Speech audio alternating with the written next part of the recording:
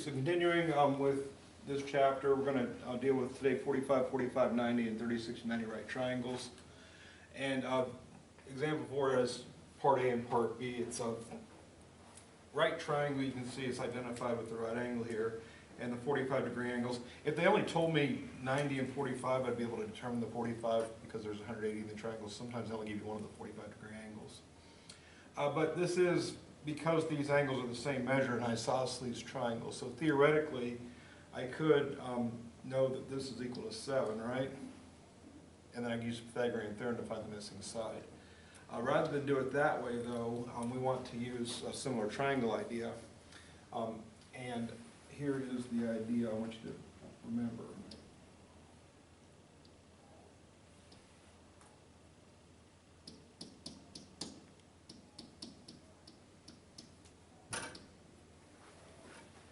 Every 45, 45, 90 triangle in existence is similar to this 45, 45, 90 triangle.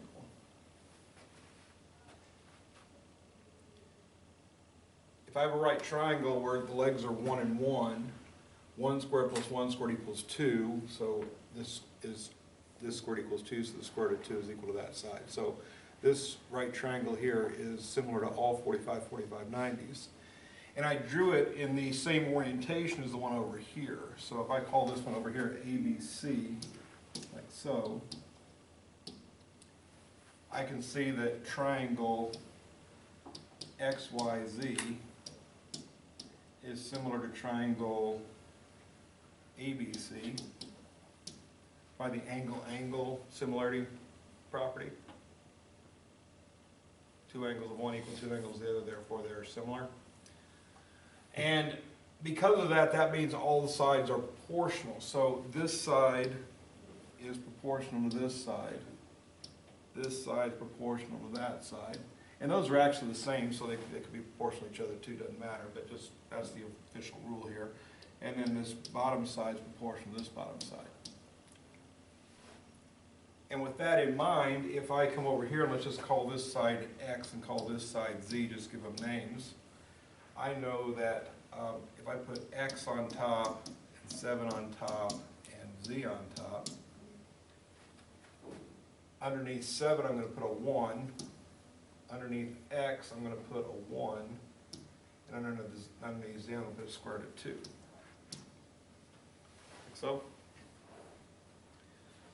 So, looking at these proportions, if I take a look at the one on the left that has only X in it, if I cross multiply that, I'm going to get X equals 7, which we already knew, right? And then if we come over here to this other proportion, this one on this side, only Z in it, if I cross multiply this, I'm going to get 1 times Z equals 7 times the square root of 2. So XY, let's just say XY instead of XZ. XY is equal to 7 square root of 2 and YZ is equal to 7.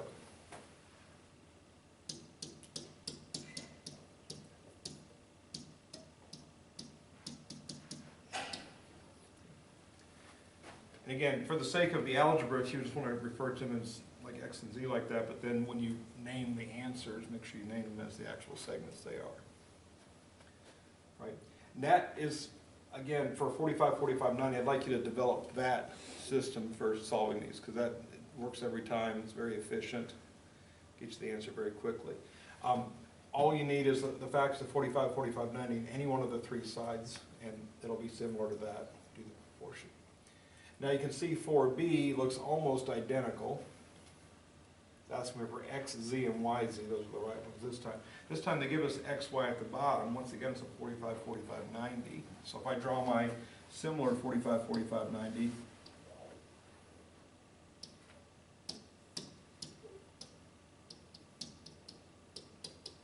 so. And this, call this Y, call this X. I typically, when I name the sides, I'm just going to name the side the name of the angle opposite that side. So big X is the angle, little x is the side, big Y is the angle, little y is the side. Just a typical trigonometric idea that people tend to use in these problems. Looking at this picture, once again, I drew the orientation the same, so I'm going to put x on top, I'm going to put 7 on top, I'm going to put y on top. When I'm building a proportion, I always put the number I know in the middle. I put the letters on the sides, that way I got the ones on the left, work the ones on the right, work. I don't have to like skip over things, it's just easier. So it's not, you don't have to put it in this exact order, just if you put the number in the middle, life will be easier, it's worth doing. All right.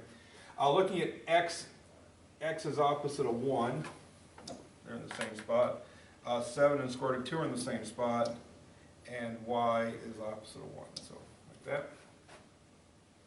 Notice this proportion on the left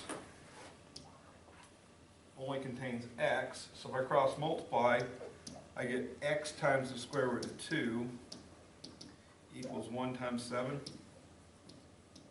Divide both sides by the square root of 2. And just look at what happened here. I cross multiply to get rid of the fractions and I divided, right? What's x over 1 the same as? It's the same as x, right? So it really is solved right here at this point. X equals 7 over the square root of 2. See? So cross multiplying and the dividing just got me back to the exact same spot as that. So if you recognize that type of thing, by all means, that's fine. Now, again, I'm not sure exactly because of COVID last year how far you got into Algebra 1, but this answer is not in a proper form.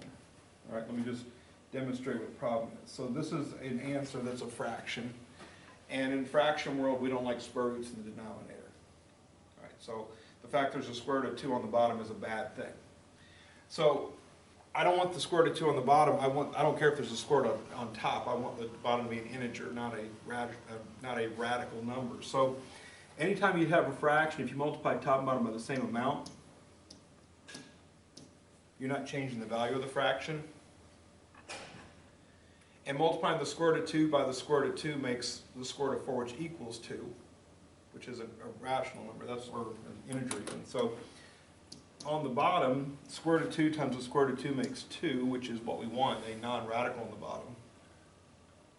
And then on top, you get whatever you get. I don't care about the top. I just want the bottom to be a non-radical. So 7 times the square root of 2 is what I get there. Since they're different types of structures, I can't actually multiply them together. I can just stick them together.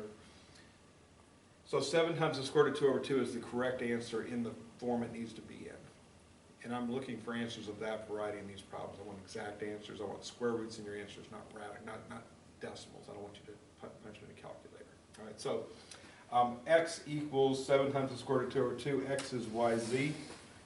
So yz equals 7 times the square root of 2 over 2. I could go through all that same work here, but notice I'm going to get the same answer. X and y represent the same amount because it's an isosceles triangle, those sides are the same. So I know that y is going to equal 7 times the square root of 2 over 2 as well, and y is representing xz, so xz also equals 7 times the square root of 2 over 2.